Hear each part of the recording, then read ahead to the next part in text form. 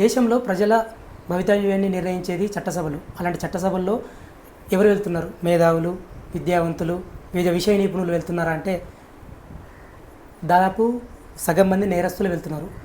ఈ 18వ లోక్సభకు ఎన్నికైన వాళ్ళ వివరాలు మనం ఒకసారి చూసుకుంటే అసోసియేషన్ ఆఫ్ డెమోక్రటిక్ రిఫార్మ్స్ వాళ్ళు తయారు చేసిన ఒక నివేదిక ప్రకారం చూస్తే 46% మంది నేర చరిత్రలు వెళ్తున్నారు. ఈ నేర చరిత్రలో కూడా వాళ్ళు ఉన్నవాళ్ళు ఎవరంటే హత్యాయత్నం, కిడ్నాప్, రేప్ కేసుల్లో ఉన్నవాళ్ళు, ఉగ్రవాద కేసులు ఎదుర్కొంటున్న వాళ్ళు కూడా ఈరోజు మన పార్లమెంట్లో ఉన్నారు. ఎందుకు ఇంత పటిష్టమైన ప్రజాస్వామ్య వ్యవస్థలో రాజ్యాంగ నిబంధనల్ని ఇంత కఠినంగా ఉన్నప్పటికీ కూడా ఎందుకు వీళ్ళు పార్లమెంట్ వరకు వెళ్ళగలుగుతున్నారు? మన వ్యవస్థలో లోపం ఎక్కడ జరుగుతుంది? ఇలాంటి ప్రజాస్వామిక అంశాలు, రాజ్యాంగపరమైన విషయాల గురించి మనం ఇప్పుడు చర్చించేందుకు మనకు హైకోర్టు మాజీ న్యాయమూర్తి జస్టిస్ బి చంద్రకుమార్ గారు మనతో ఉన్నారు. అడిగి తెలుసుకుందాం. సార్ నమస్తే. సార్ నమస్తే. సార్ ఇప్పుడు మన వ్యవస్థలో పార్లమెంట్ అనేది కీలకం సార్. మన ప్రజల జీవితాల్ని నిర్ణయించేది, తలరాత రాసేది పార్లమెంట్లో ఉన్న చట్టసభలో ఉన్న సభ్యులు. ఇలాంటి సభ్యులు చాలా మంచి కాండక్ట్ కలిగిన వాళ్ళు ఉంటే బాగుంటుంది దేశానికి. కానీ ఎందుకు సార్, ఎందుకు వీళ్ళు ఇంత నేర చరిత్ర కలిగిన వాళ్ళు పార్లమెంట్ వరకు వెళ్ళగలుగుతున్నారు? ఒకటేంటంటే మన దేశంలో దేశ భవిష్యత్తు నిర్ణయించే చట్టాలు చేసేటటువంటిది, దేశ భవిష్యత్తు నిర్ణయించే చట్టాలు చేసేది పార్లమెంటు. Okay sir. అందులో ఎటువంటి సందేహం లేదు. ఎందుకంటే పార్లమెంటే అన్ని రకాల చట్టాలను చేయడమే జరుగుతుంది. పార్లమెంటులో ఎవరికి మెజారిటీ ఉంటుందో వాళ్ళు ప్రధానమంత్రి అవుతారు. ప్రధానమంత్రి ఇతర మంత్రివర్గాన్ని నియమిస్తాడు. సో రాష్ట్రపతి పేరుతో పరిపాలన జరిగినప్పటికీ పరిపాలన అంతా చేసేది ప్రధానమంత్రి. అటువంటి ప్రధానమంత్రి ఉండాలా ఉండద్దా నిర్ణయం చేసేది పార్లమెంటు. అంటే పార్లమెంటు మెజారిటీ ఉన్నంత వరకు. అలాంటి పార్లమెంటు అంత విశిష్టత కలిగినటువంటి పార్లమెంటు, దేశ భవిష్యత్తును నిర్ణయించే పార్లమెంటు, అలాంటి పార్లమెంట్లోకి నేర చరిత్ర ఉన్న వాళ్ళు వస్తున్నారు. ఫిగర్స్ మనకు చెప్తున్నాయి. 48%, 46% మంది వచ్చారని చెప్పేసి చెప్తా ఉన్నారు. ఇది ఇలా ఎందుకు జరుగుతున్నది, దీనికి కారణం ఏంటి అని కనుక మనం ఆలోచించినట్లయితే ప్రధానమైనటువంటి కారణం ఏంటంటే డబ్బు యొక్క రోల్ పెరగడం, మనీ యొక్క రోల్ పెరగడం. ఎప్పుడైతే డబ్బు రోల్ పెరిగిందో సమాజంలో, అంటే అక్రమ సంపాదనలు వచ్చినాయో, అక్రమ సంపాదన వచ్చేసిన తర్వాత తన అవసరాలకు మించి కోటాను కోట్ల రూపాయల డబ్బులు వచ్చేసిన తర్వాత మామూలుగా ఏమైపోతుందంటే వాళ్ళు చెప్పినటువంటిదే జరుగుతుంది చాలా సందర్భాలలో. ఇప్పుడు మొన్న చూసిన ఒక ఎమ్మెల్యే కొడుకు యాక్సిడెంట్ చేశాడని. అవును సార్. యాక్సిడెంట్ చేస్తే ప్రమాదం చేసి 2 చనిపోయారు. చనిపోయిన తర్వాత కూడా ఆ ప్లేస్లో మళ్ళీ ఇంకొకళ్ళని తీసుకొచ్చి పెట్టారు. ఈవెన్ మన మహారాష్ట్రలో కూడా జరిగింది కదా, పుణేలో జరిగినటువంటి ఒక ఇన్సిడెంట్ కనుక చూస్తే ఏంటంటే ఆ రక్త పరీక్ష నమూనాను కూడా మార్చేసేటటువంటి ఒక లోపల పోయింది. ఇలా ఎందుకు జరిగింది? డబ్బులు ఉన్నాయి, విపరీతంగా డబ్బులు ఉన్నాయి. డాక్టర్ 4 లక్షలు ఇవ్వచ్చు, 5 లక్షలు ఇవ్వచ్చు, 10 లక్షలు, మాకు అనుకూలంగా రిపోర్ట్ చెప్పు అంతే. మరి పోలీసు వాళ్ళకి అవుతుందో కావాలంటే 5 లక్షలు తీసుకో, 10 లక్షలు తీసుకో, 20 లక్షలు తీసుకో, కానీ మాకు మా అబ్బాయిని ఎక్కడి నుంచి రక్షించు. ఇంత డబ్బు ఇవ్వగలిగినటువంటి కెపాసిటీ ఎక్కడి నుంచి వచ్చింది వరకు? అక్రమ సంపాదన వల్ల వచ్చింది. ఎప్పుడైతే అక్రమ సంపాదన ఇంతగానో పోగుపడిపోతుందో, పోగుపడిన తర్వాత వ్యవస్థల్ని తమ చేతులకు తెచ్చుకోవడం మొదలు పెడతారు. పోలీస్ మాకు అనుకూలంగా ఉండాలా, రెవెన్యూ డిపార్ట్మెంట్ మాకు అనుకూలంగా ఉండాలా, బాగా డబ్బు తీసుకునేటటువంటి లాయర్ల దగ్గర కూడా వెళ్ళి కేసులు వేసి తమకు అనుకూలమైనటువంటి ఒక తీర్పులు వచ్చే విధంగా ప్రయత్నం చేయాలి. సో ఇది జరుగుతూ ఉంటుంది. ఇది జరిగిన తర్వాత అప్పుడు ఏమైపోయిందంటే మొదట్లో బాగా ధనవంతుల కుటుంబాలకు వెళ్ళి వచ్చినటువంటి ల్యాండ్ లార్డ్ ఫ్యామిలీస్కి వెళ్ళి వచ్చినటువంటి వాళ్ళు ఎమ్మెల్యేలు, ఎంపీలుగా అయ్యేటటువంటి ఒక పరిస్థితి. తర్వాత కాలంలో ఏం చేసేవాళ్ళంటే తర్వాత ఈ రాజకీయ నాయకులు తమ ప్రాబల్యం కోసం క్రిమినల్స్ మీద ఆధారపడడం స్టార్ట్ అయిపోయింది. వాళ్ళకి వ్యతిరేకంగా ఉన్న వాళ్ళ మీద అటాక్ చేయించడము, దాడులు చేయడము, రిగ్గింగ్ చేయించడము, బూత్ క్యాప్చరింగ్ చేయించడము, రకరకాలైనటువంటి పనులు అయితే ఈ యొక్క నాయకులకు అండ్ ఈ క్రిమినల్స్కు మధ్య ఒక అవినాభావ సంబంధం ఏర్పడ్డది. భూములు ఆక్రమించాలా, ఇప్పుడు హైదరాబాద్లో ఎవరికో ఇప్పుడు ఒక 5 ఎకరాల భూమిలో గొడవ ఉంది. సో నయీం లాంటి వాడిని పట్టుకోవాలా, నయీం లాంటి వాటిని పట్టుకొని నయీంకు డబ్బులు ఇవ్వాలా.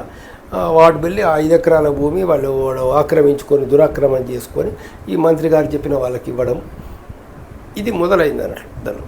ఇది ఎప్పుడైతే ఈ క్రిమినల్స్ను వీళ్ళు వాడుకోవడం అనేది మొదలైపోయిందో, క్రిమినల్స్ను వాడుకోవడం అనేది మొదలైపోయిన తర్వాత ఒకనొక దశ ఎట్లా వచ్చిందంటే, ఇప్పుడు వాడు క్రిమినల్ వాడు ఏమి ఆలోచిస్తున్నానంటే, నేను ఆ రాజకీయ నాయకుడు చెప్పినట్టు వినాల్సిన అవసరం నాకేమున్నది, నేనే పరిపాలన చేయొచ్చు కదా, నేనే రాజ్యం చేయొచ్చు కదా దాని లోపల అనేటటువంటిది వచ్చేసింది. వచ్చేసిన తర్వాత మళ్ళీ ఇందులో క్రిమినల్స్లలో మళ్ళీ మన 2-3 రకాల మనకు దొరుకుతారు కొంతమంది వ్యక్తులు అన్నట్లు. అంటే వాడు క్రిమినల్, వాడు రకరకాల నేరాలు చేస్తాడు, దానిలో రకరకాల చేస్తాడు. కానీ కొంతమంది క్రిమినల్స్ ఏం చేస్తారంటే, వివాహం చేసుకొని పరిస్థితిలో ఉన్న పేదవాళ్ళకు ఒక గోల్డ్ ఇవ్వడం, దానిలో వాళ్ళకి కాస్త ఎవరికో ఒక టెంపుల్ కట్టుకోవడానికి డబ్బులు ఇవ్వడం అందులో, లేదా ఒక పేద విద్యార్థులకు సాయం చేయడం. సో వీడు ధనవంతుల్ని దోచుకుంటాడు, కానీ కొంతమంది పేదవాళ్ళ దృష్టి లోపల వీడు వీడు ఒక దైవం అయినట్లు, అంటే వీడు వాళ్ళకి సాయం చేసేటటువంటి గొప్ప వ్యక్తిగా తయారవుతుంది. అందరూ క్రిమినల్స్ అట్లా చేస్తారని కాదు దానిలో. ఇప్పుడు ఎంతోమంది దుర్మార్గులు ఏ ఒక్క రూపాయి కూడా ఖర్చు చేయనటువంటి వాళ్ళు ఉన్నారు దానిలో, కానీ ఇలాంటి వాళ్ళు కూడా ఉంటారు. ఇలాంటి గుణం ఉండి కూడా వాడు క్రిమినల్స్గా ఉన్నటువంటి వాళ్ళకి ఏతుందో ప్రజల ఆదరణ దొరుకుతుంది, దానిలో. వాళ్ళ పిల్లలు కూడా రేపు తెల్లారి ఎమ్మెల్యేలు ఎంపీలుగా వేసేటువంటి అవకాశం ఉంటుంది. రెండవ రకం ఏంటంటే, వీళ్ళందరూ కూడా వీళ్ళు ఏం ఆలోచిస్తున్నారంటే, ఎప్పుడైతే వీళ్ళ యొక్క క్రిమినల్ మామూలు క్రిమినల్ కాకుండా క్రిమినల్ వ్యాపారస్తుడు అవుతాడు, వ్యాపారస్తుడు క్రిమినల్ అవుతాడు. ఇంటర్లింక్. ఇప్పుడు లీడర్ ఏతుందో ల్యాండ్ గ్రాబర్ అవుతాడు దాని లోపల. ల్యాండ్ గ్రాబర్ ఇప్పుడైతే ల్యాండ్ గ్రాబర్ అయినాడు, ల్యాండ్ గ్రాబర్ చెప్తున్నారు ఏం ఆలోచిస్తుంటే, నేను లీడర్ అవుతా అని చెప్పేసి ఆలోచిస్తున్నాడు. సో ఈ సెకండ్ దశ ఏమైపోయిందంటే, ఈ క్రిమినల్స్ ఎవరెవరైతే ఉన్నారో దానిలో, ఈ క్రిమినల్స్ బిజినెస్ మెన్ కావడం దాని లోపల. ఈ బిజినెస్ మెన్ ఏతుందో తమ ప్రయోజనాలను కాపాడుకోవాలి. బిజినెస్ మ్యాన్ తన యొక్క ప్రయోజనాలు కాపాడుకోవాలా. ఇప్పుడు ఒక 20 ఇంజనీరింగ్ కాలేజీలు ఉన్నాయి, ఒక 20 మెడికల్ కాలేజీలు ఉన్నాయి వాడికి, లేకపోతే అవుతుందో ఒక 200 అపార్ట్మెంట్స్ కట్టించాడు అనంతరంలో. అందులో ఇంత బిజినెస్ చెప్తారే నడవాలంటే అధికారుల నుంచి అవుతుందో అధికారుల మద్దతు కావాలి. అధికారుల మద్దతు కావాలంటే కొంతమంది అధికారులు కొంచెం హానెస్ట్గా సిన్సియర్ ఉన్న వాళ్ళు కూడా రావచ్చు. వాళ్ళందరినీ కరప్ట్ చేయడం అనేది వీలు కాదన్నట్లు, కానీ భయపెట్టి బెదిరించి వాళ్ళ, లేదా నాకు వ్యతిరేకంగా అధికారులు అంటే మనకి తీసిపారేయాలంటే ఓన్లీ క్రిమినల్ ఉంటే సరిపోదు, పవర్ కూడా కావాలి. సరే, సో పవర్ కూడా కావాలి కాబట్టి ఆయన ఎమ్మెల్యే ఎంపీగా ఎత్తుందో వాళ్ళు అవుతున్నారు. అదే సార్, ఇప్పుడు ఈ రకరకాల నేరాలు చేసుకుంటూ లేకపోతే అక్రమంగా సంపాదించుకుంటూ వీళ్ళు అధికారంలోకి రావాలనుకుంటున్నారు సార్. వాళ్ళు పవర్ కావాలని కోరుకోవడం ఒక ఎత్తు అయితే, వాళ్ళు పార్లమెంటు దాకా వెళ్ళే అవకాశము రాకుండా ఉండాలంటే సార్, ఇప్పుడు ఎన్నికల వ్యవస్థలో మార్పులు రావాలంటే ఈసీ వాళ్ళని అనర్హులుగా ప్రకటించాలా, లేకపోతే పార్టీలు టికెట్లు ఇవ్వద్దా, లేదంటే ప్రజలు ఓట్లు వేయద్దా? ఇన్ని దశల్లో వాళ్ళని అడ్డుకునే అవకాశం ఉంది, కానీ వాళ్ళు సాఫ్ సీదా అన్నీ దాటుకుంటూ వెళ్తున్నారు. అంటే లోపం ఎక్కడ ఎక్కువ జరుగుతుంది సార్? ఇందులో 2 రకాలు ఉన్నాయి. 2 రకాలు ఏమవుతున్నాయంటే, క్రిమినల్స్కు టికెట్ ఇచ్చేటటువంటి ఎక్కడైతే క్రిమినల్స్కు టికెట్ వస్తుందో అందులో వాడు కనుక నాన్ క్రిమినల్ కనుక అయితే, అంటే హత్యలు మానభంగాలు చేసినట్లుంటే, మొట్టమొదలు ప్రజలు ఏతుందో అలాంటి వాళ్ళని ఎన్నుకోవద్దు. ఎట్టి పరిస్థితుల్లో వాళ్ళకు ఓటు వేయద్దు. వెయ్యనప్పుడు ఏమైపోతుందంటే, ప్రజలకు కనుక ఆ విజ్ఞానం కనుక వచ్చినట్లయితే దాని లోపల ఆ విజ్ఞానం కనుక ప్రజలకు వచ్చినట్లయితే అప్పుడు అది పోతుంది. ఏది క్రిమినల్స్ని అవుతుందో క్రిమినల్స్ను నేరస్తులుగా ఎన్నుకునేటటువంటి పరిస్థితి పోతుందన్నమాట. Okay sir. ఎప్పుడైతే క్రిమినల్స్ను ప్రజలు ఎన్నుకుంటున్నారో, క్రిమినల్స్ను ప్రజలు ఎన్నుకున్నప్పుడు ఏం జరుగుతుందనంటే, రాజకీయ పార్టీలు వాళ్ళకి టికెట్లు ఇస్తున్నాయి. రాజకీయ పార్టీలు టికెట్లు ఇవ్వకుండా ఉండాలి అని అంటే, అందరూ ఫస్ట్ రాజకీయ నాయకులు ఏతుందో క్రిమినల్స్ను మేము ప్రోత్సహించవద్దు అనేటటువంటి ఒక మెంటాలిటీ వాళ్ళకు ఉండాలి. ఎట్లయినా సీట్ వస్తే చాలు. ఇప్పుడు ఇవాళ ఏ పార్టీ అయినా కానీ ఏదో వాడు గెలిస్తే చాలు నాకు అక్కడ అని ఆలోచిస్తున్నాడు, కానీ ఎలాంటి వాడు గెలుస్తున్నాడు అక్కడి నుంచి అనేటటువంటి ఆలోచన చేయడం లేదు రాజకీయం. అంటే మోరల్స్ లేవు. అంటే వాల్యూస్ లేవు, వాల్యూస్ వదులుకున్నారు, మోరల్స్ వదులుకున్నారు. దాని లోపల ఎవరికైనా టికెట్ ఇచ్చి వాడు గెలిస్తే చాలు అని అనుకుంటున్నారు. అంతేకాకుండా ఇప్పుడు అక్కడ అవతల పార్టీ క్రిమినల్కి ఇస్తే వాడిని ఎదుర్కోవడానికి కోసం మనం కూడా ఒక క్రిమినల్కి ఇవ్వాలి అనే ఒక పోటీ అనేటటువంటి పోటీ వచ్చింది అన్నట్టు. కాబట్టి ఏతుందో మొట్టమొదటి విషయం ఏంటంటే రాజకీయ పార్టీల వారు, రాజకీయ పార్టీల నాయకులు అలాంటి వాళ్ళకు టికెట్స్ ఇవ్వద్దు. తర్వాత ఈ యొక్క పీపుల్స్ రిప్రజెంటేషన్ యాక్ట్ లోపల మార్పులు తీసుకొచ్చి, చేర్పులు తీసుకొచ్చి, ఆ మార్పులు చేర్పుల లోపల ఎవరైతే ఇప్పుడు హత్యా కేసులో ఉంటారో, లేకపోతే ఇలాంటి ఒక రేప్ కేసులో ఉంటారో, డకైటీ కేసులలో ఉంటారో, మనీ లాండరింగ్ కేసులలో ఉంటారో, అలాంటి వాళ్ళకి ఏదో ఉందో అలాంటి వాళ్ళ నామినేషన్స్ ఒప్పుకోబడవు అనేటటువంటి విధంగా చట్టాన్ని మార్చుకోవాలి. చట్టాన్ని మార్చాల్సిన అవసరం ఉంది. చట్టాన్ని మారిస్తే వాళ్ళు పోటీ చేయకుండా ఉన్నటువంటి పరిస్థితుల లోపల కొంత న్యాయం జరగడానికి అవకాశం ఉంటుంది. అదే మనకు ఇలాంటి నేరస్తులు పార్లమెంట్ వెళ్ళకూడదని చెప్పి, అసెంబ్లీకి వెళ్ళకూడదని ప్రజా ఉద్యమకారులు కావచ్చు, చాలా ఆలోచన పరులు కావచ్చు పోరాటాలు చేశారు. ఇప్పుడు ఉదాహరణకు మనం 1999లో ఢిల్లీ హైకోర్టులో ఏడీఆర్ సంస్థ ఒక పిటిషన్ వేసింది సార్. ఆ పిటిషన్ను విచారణకు స్వీకరించిన తర్వాత కోర్టు అన్ని పార్టీలకు చెందిన అందరూ కూడా సుప్రీంకోర్టుకి వెళ్ళి ఏకమై పిటిషన్ వేశారు సార్. అంటే ఈ ఉదాహరణ తీసుకుంటే సార్, మనకు ఏ అంశంలో కూడా దేశంలో ప్రజలకు ఉపయోగపడే విషయంలో కావచ్చు, ఆఖరికి దేశ భద్రత విషయంలో అంశాల మీద కూడా కావచ్చు ఒక ఏకతాటిపైకి రారు ఈ రాజకీయ నాయకులు.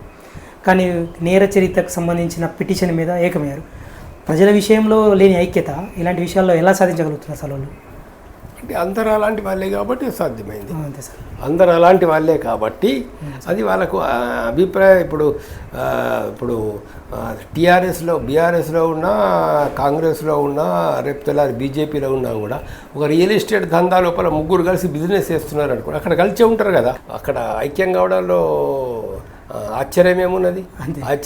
ఐక్యం కాకపోతేనే ఆశ్చర్యపడాలి అక్కడ. అదే సార్, ఇప్పుడు ఉదాహరణకు మన దేశంలో నిబంధనలు రూపొందించి వాటిని అమలు చేయడము అసాధ్యమే. అంటే ఇందులో ఇంకొక విషయం ఉంది. ఇంకో విషయం ప్రజలు కూడా దృష్టి గమనించాలి. ఇంకో విషయం ఏంటంటే ప్రజల కోసం ఉద్యమాలు చేసే సమయం లోపల అయినటువంటి కేసులు వేరే. అవును, ప్రజా ఉద్యమాలు ఇప్పుడు తెలంగాణ ఉద్యమం కోసం జరిగింది. తెలంగాణ ఉద్యమం నిరాహార దీక్షలో కూర్చున్న వాళ్ళ మీద కేసులు పెట్టారు. అవును సార్, అవును. లేదు ఇప్పుడు ఆర్టీసీ కార్మికులు ఉద్యమాలు చేసేటప్పుడు కేసులు పెట్టారు. ఉస్మానియా యూనివర్సిటీలో విద్యార్థుల మీద కేసులు పెట్టారు. అది వ్యక్తిగత కక్షలతో జరిగినటువంటి కేసులు కావు, లేకపోతే ఒక నేరం చెయ్యాలనే ఉద్దేశంతో చేసినటువంటి ఒక నేరం కాదు. దాని లోపల ఒక వ్యక్తి ఆత్మహత్య చేసుకుంటాడని పెట్రోల్ పోసుకుంటాడు. పెట్రోల్ పోసుకోవడం నేరమే, కానీ అదొక ఉద్యమం కోసం, ఒక సమాజం కోసం, దీనికోసం చేస్తున్నాను. కాబట్టి అలాంటి కేటగిరీస్ అన్నీ కూడా ఇది నేరాల కిందికి రావు, ఇది ప్రజా ఉద్యమ సంబంధించిన కేసులు అనేటటువంటి కేటగరైజేషన్ చేసి అలాంటి వాళ్ళకు పోటీ చేసుకోవడానికి ఇబ్బంది ఉండకూడదు. ఒకటి అందులో సెగ్రిగేషన్ చేసి సెగ్రిగేషన్ చేయాలి. ఓకే, ఈ కేసులు ఉంటే ఈ పోటీ చేయడానికి అనర్హులు అని అట్లా చట్టం రావాలి దాని. అయితే ఇక్కడ ఏంటంటే ఊరికే ఒక ఎఫ్ఐఆర్ ఇచ్చినంత మాత్రాన ఆయనని అనర్హుడిని చెయ్యాలా, లేకపోతే ఛార్జ్షీట్ వేసిన తర్వాత అనర్హుడిని చెయ్యాలా అని కనుక అన్నట్లయితే కక్ష సాధింపు కింద కేసు అక్కడ ఏమైపోతుందనంటే కక్ష సాధింపుగా ఇవాళ ఇప్పుడు ఎలక్షన్ నోటిఫికేషన్ ఇష్యూ కావచ్చు, వెంటనే వాడి మీద ఒక ఎఫ్ఐఆర్ అనేది రిజిస్టర్ కావచ్చు అక్కడ. అయితే అలా కాకుండా దానికి ఏంటంటే కేసు రిజిస్టర్ అయిపోయిన తర్వాత ఓ ప్రిలిమినరీ ఎంక్వైరీ లోపల, ఒక బాధ్యత కలిగినటువంటి ఒక ప్రిలిమినరీ ఎంక్వైరీ లోపల ఆయన కనుక నేరం చేసినట్లు ఆధారాలు కనుక ఉన్నట్లయితే, ఛార్జ్షీట్ కనుక వేసినట్లయితే, ఆ ఛార్జ్షీట్ కూడా అవుతుందో అప్పుడు అతన్ని అనర్హుడిని చేయాలి.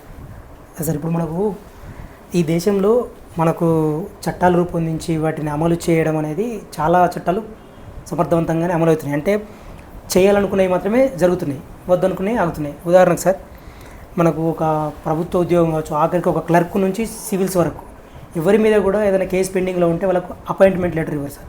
అటువంటిది వీళ్ళకు టికెట్లు తీసుకొని గెలిచి పార్లమెంట్ దాకా పోతున్నారు సార్. అంటే సాధ్యం కదా సార్, అంటే వాళ్ళను పార్లమెంట్ దాకా పోకుండా అడ్డుకోవడం. పీపుల్స్ రిప్రజెంటేషన్ యాక్ట్లో మార్పులు తీసుకురావాలి.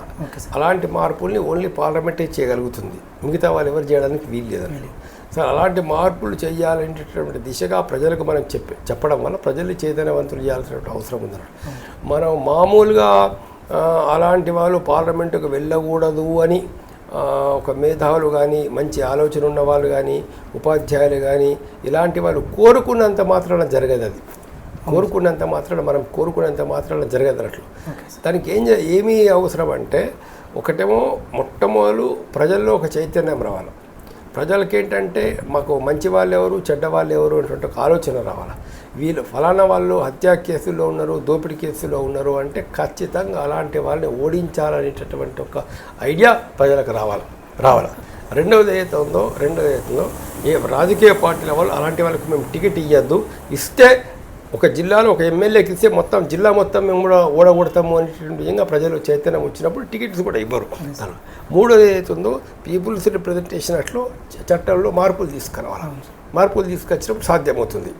సార్ ఇప్పుడు వీళ్ళకు టికెట్ ఇచ్చిన తర్వాత వీళ్ళ మీద ఉన్న నేర చరిత్రను పత్రికల్లో కానీ సోషల్ మీడియాలో కానీ ప్రకటించాలి బహిరంగంగా కానీ చెప్తున్నారు. వాళ్ళు అదేవిధంగా ప్రకటిస్తున్నారు కూడా. ఆ ప్రకటించిన అంశాలు ప్రజలు చూసినప్పటికీ కూడా మళ్ళీ వాళ్ళకే ఓటేస్తున్నారు. అసలు ఈ నేర చరిత్ర ఉండడం అనేది అభ్యర్థులకు ఒక ఎక్స్ట్రా క్వాలిఫికేషన్ లాగా తయారైపోయింది సార్. ఇప్పుడు ఉదాహరణ తీసుకుంటే ఏడీఆర్ రిపోర్ట్లో గెలిచే అవకాశాలు నేర చరిత్ర ఉన్న వాళ్ళకు 15% వాళ్ళకి ఎక్కువనే అంట. క్లీన్ ఇమేజ్ ఉన్న వాళ్ళకు కేవలం 4% మాత్రమే అవకాశం ఉందంట. అంటే వాళ్ళు నేర చరిత్ర ఉండడమే ఎక్స్ట్రా క్వాలిఫికేషన్ లాగా మారిపోయింది సార్. అంటే ప్రజలు ఆలోచించట్లేదు సార్. ఇక్కడ ఇంకా 2-3 విషయాలు అంటే ఉట్టి నేర చరిత్ర ఉండడమే కాదు, దానిలో వాళ్ళు ఆ విధంగా పబ్లిక్ కాంటాక్ట్స్ కూడా మెయింటైన్ చేస్తారు. అట్లా దాన్ని కూడా మనము విస్మరించాల్సిన అవసరం లేదన్నమాట. ఊళ్ళో పోవడం, అందరితో మాట్లాడడం చేయడం, పిల్లలు ఫుట్బాల్ ఆడుకుంటామంటే వాళ్ళకి ఫుట్బాల్ కొనివ్వడం, లేకపోతే క్రికెట్ ఆడుకుంటామంటే వాళ్ళకు క్రికెట్ కిట్ కొనివ్వడం. సో ఇట్లా ఏంటవుతుందో ఇవి కొన్ని చేయడం వల్ల అంటే పబ్లిక్ రిలేషన్స్ వల్ల ఏమైపోతుందంటే వాడు క్రిమినల్ అయినా ఏదైనా మా మంచి కాంటాక్ట్లో ఉన్నాడు కదా అనేటువంటి అభిప్రాయం ప్రజల్లో ఉందన్నట్టు.